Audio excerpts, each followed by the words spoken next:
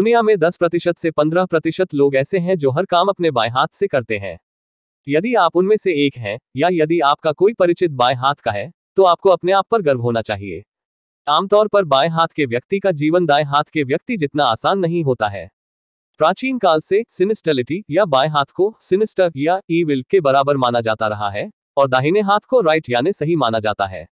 यहां तक कई जगहों पर अभी भी बाएं हाथ से काम करना अन्याय और पाप माना जाता है। एक लेफ्टी बच्चे का परिवार, पड़ोसी, शिक्षक बच्चे को अपने दाहिने हाथ से सब कुछ करने के लिए मजबूर करते हैं। वे बच्चों में यह विचार पैदा करते हैं कि बाएं हाथ से काम करना बुरी बात है। बचपन में ही नहीं, बुढ़ापे में भी कुछ लोग लेफ्ट हैंडेड पर्सन्स को अलग से देखने की प्रवृत्ति रखते हैं। क्या आपने कभी अपने बाएं हाथ से कैंची का इस्तेमाल किया है? क्या आपने कभी स्वाइप मशीन पर अपने बाएं हाथ से क्रेडिट या डेबिट कार्ड स्वाइप करने पर विचार किया है? या आपने अपने बाएं हाथ से जीन्स को जिप करने की कोशिश की है? यदि ऑफिस डेस्क के दाईं ओर के माउस को बाएं हाथ से ऑपरेट करना हो तो यह कैसा होगा? क्या आपने कभी अपने बाएं हाथ से गिटार बजाने की कोशिश की है? यदि आप एक क्रोमेटिक हार्मोनिका वादक हैं, तो आपको बाईं ओर स्लाइडर के साथ एक बार बजाने का प्रयास करना चाहिए। यह बहुत अजीब और मुश्किल है, क्योंकि ज्यादातर चीजें दाएं हाथ के लोगों के लिए बनाई जाती हैं। लेफ्ट हैंडेड पर्सन्स ने बचपन से ही कई अजीबोगरीब चीजों को स्वीकार किया है। ये सभी बाधाएं उनके जीवन में बहुत आम हो गई हैं। कई रिसर्चर्स का मानना कि बाएं हाथ के लोग दाएं हाथ के लोगों की तुलना में अधिक प्रतिभाशाली होते हैं। Albert Einstein, Isaac Newton, Pablo Picasso, अरस्तु, Leonardo da Vinci, Mahatma Gandhi, Mother Teresa, Ratan Tata, Sachin Tendulkar, Sourav Ganguly, Amitabh Bachchan, Angelina Jolie, Napoleon Bonaparte, Barack Obama, Bill Gates, superstar Rajinikanth, Mark Zuckerberg, हर कोई प्रसिद्ध बाएं हाथ के व्यक्तियों का उदाहरण है। बाएं हाथ के लोगों का आईक्यू दाएं हाथ के लोगों की तुलना में अधिक होता है। उनमें तर्क करने, समस्या समाधान करने या निर्णय लेने की शक्ति अधिक होती है। ये आर्टिस्टिक, क्रिएटिव और इमोशनल प्रकृति के होते हैं। उन्हें गेमिंग और स्पोर्ट्स में काफी फायदे हैं, खासकर बॉक्सिंग और टेनिस में। किसी भी खेल में बाएं हाथ के खिलाड़ियों की तुलना में दाएं हाथ के खिलाड़ियों का अधिक होना सामान्य है।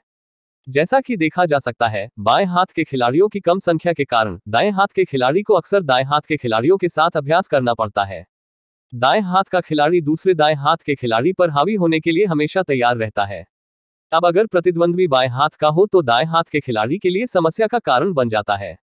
लेकिन बहुत छोटी उम्र से ही बाएं हाथ के लोगों को बहुत सारे कठिनाइयों का सामना करना पड़ता है। वे उनसे निपटने के लिए खुद को तैयार करते रहते हैं।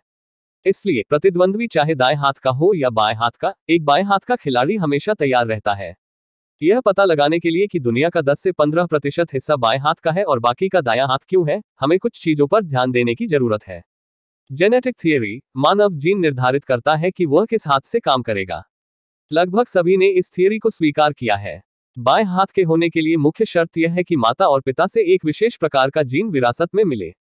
हालांकि इस विशेष जीन के कारण का अभी भी अध्ययन किया जा रहा है। कोई व्यक्ति चाहे दाएं हाथ से काम करने में सक्षम हो या बाएं हाथ से, इसके पीछे करीब 40 जीन जिम्मेदार होते हैं। यह भी देखा गया है कि जुड़वा भाई या बहन भी अलग अलग हाथों का इस्तेमाल कर सकते हैं। यदि माता पिता दोनों बाएं हाथ के हैं, तो 24% संभावना है कि बच्चा बाएं हाथ का होगा। अगर मां बाएं हाथ की है और पिता दाएं हाथ का है, तो बाएं हाथ के होने की 22% संभावना है। यदि पिता बाएं हाथ का है और माता का दायां हाथ है, तो बच्चे के बाएं हाथ के होने की 17% संभावना है। यदि माता पिता दोनों दाहिने हाथ हैं, तो संभावना 9% है। एनवायरमेंट, लेफ्ट और राइट हैंडेड होने के पीछे पर्यावरण का विशेष प्रभाव देखा गया है। कई बार बाएं हाथ के बच्चे पारिवारिक दबाव में अपने दाहिने हाथ का इस्तेमाल करने के लिए मजबूर होते हैं। कई मामलों में बच्चा माता पिता या रोल मॉडल की नकल करने के लिए अपनी पसंद का हाथ चुनता है। यदि दाएं हाथ के बच्चे का सौरव गांगुली रोल मॉडल है, तो बच्चे में सौरव गांगुली की तरह बाएं हाथ से बल्लेबाजी करने की प्रवृत्ति बढ़ेगी। ब्रेन थ्योरी, हेननेस के पीछे यह सबसे प्रसिद्ध थ्योरी है। मानव मस्तिष्क को 2 भागों में बांटा गया है, बायां गोलार्ध और दायां गोलार्ध। इंसान का पूरा दिमाग कभी काम नहीं करता। मस्तिष्क का बायां गोलार्ध दाहिने अंग को नियंत्रित करता है और दायां गोलार्ध बाएं अंग को नियंत्रित करता है। मस्तिष्क के इस विभाजन के लिए बाएं गोलार्ध द्वारा नियंत्रित व्यक्ति दाएं हाथ से कार्य करता है और दाएं गोलार्ध द्वारा नियंत्रित व्यक्ति बाएं हाथ से। दायां मस्तिष्क अधिक विजुअल और इंट्यूटिव होता है। इसे कभी कभी एक एनालॉग मस्तिष्क के रूप में जाना जाता है। इसमें अधिक क्रिएटिव सोच है। रिसर्च से पता चलता है कि दायां दिमाग इन चीजों से जुड़ा होता है। Imagination, holistic thinking, intuition, arts, rhythm, nonverbal cues, feelings, visualisation, day dreaming. यही कारण है कि दायां दिमाग वाले लोग ज्यादा इंटेलिजेंट होते हैं। हालांकि बहुत कम लोग ऐसे होते हैं जो दोनों हाथों से समान रूप से काम कर पाते हैं। इन्हें एम्बिडेक्स्ट्रस कहा जाता है।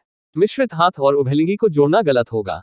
जहां उभयलिंगी लोग एक ही काम को 2 हाथों से करने में सक्षम होते हैं, वहीं मिश्रित हाथ वाले लोग विशेष कार्यों के लिए विशेष हाथों का उपयोग करना पसंद करते हैं। उदाहरण के लिए सचिन तेंदुलकर दाहिने हाथ से बल्लेबाजी करते हैं लेकिन बाएं हाथ से सिग्नेचर करते हैं। जर्मनी में रूहर यूनिवर्सिटी बोचुम के शोध ने मस्तिष्क सिद्धांत को नई राह दिखाई है। मस्तिष्क में स्थित मोटर कॉर्टेक्स हाथों और हाथों की गति को निर्धारित करता है। मस्तिष्क का मोटर कॉर्टेक्स रीढ़ की हड्डी को संकेत भेजता है। रीढ़ की हड्डी इस आदेश को गति में परिवर्तित करती है और विभिन्न अंगों की गति का कारण बनती है। गर्भ में रहते हुए पहले चरण में रीढ़ की हड्डी मोटर कॉर्टेक्स से नहीं जुड़ी होती है। गर्भावस्था के 13वें सप्ताह में अजन्मा बच्चा दाएं या बाएं हाथ की उंगली चूसने की कोशिश करता है। फिर 2 और हफ्तों के बाद यानी 15 हफ्ते में रीढ़ की हड्डी मोटर कॉर्टेक्स से जुड़ जाती है। लेकिन इस संबंध से पहले ही बच्चे के हाथ पैरों की हरकत शुरू हो जाती है। इसलिए रूहर यूनिवर्सिटी बोचुम के वैज्ञानिकों का दावा है कि दाएं हाथ के व्यक्ति या बाएं हाथ के व्यक्ति बनने में मस्तिष्क की भूमिका से अधिक महत्वपूर्ण रीढ़ की हड्डी की भूमिका है। बाएं या दाएं हाथ के व्यक्ति होने के पीछे विभिन्न दशकों में विभिन्न अनसुलझे मुद्दे सामने आए हैं और भविष्य में भी आते रहेंगे। कुछ रिसर्च से पता चला है कि बाएं हाथ के लोगों में पार्किंसंस रोग, breast cancer, post traumatic stress disorder, dyslexia होने का खतरा अधिक होता है।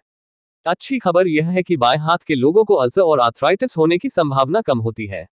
वे स्ट्रोक से बहुत जल्दी ठीक भी हो जाते हैं।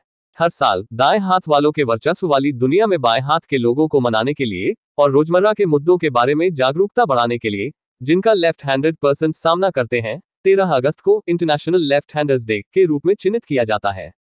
वह दिन जो सिनिस्टिलिटी या बाएं हाथ का सम्मान करता है, पहली बार 1976 में लेफ्ट हैंडर्स इंटरनेशनल इंक के संस्थापक डीन आर कैंपबेल द्वारा मनाया गया था और तब से हर साल मनाया जाता है।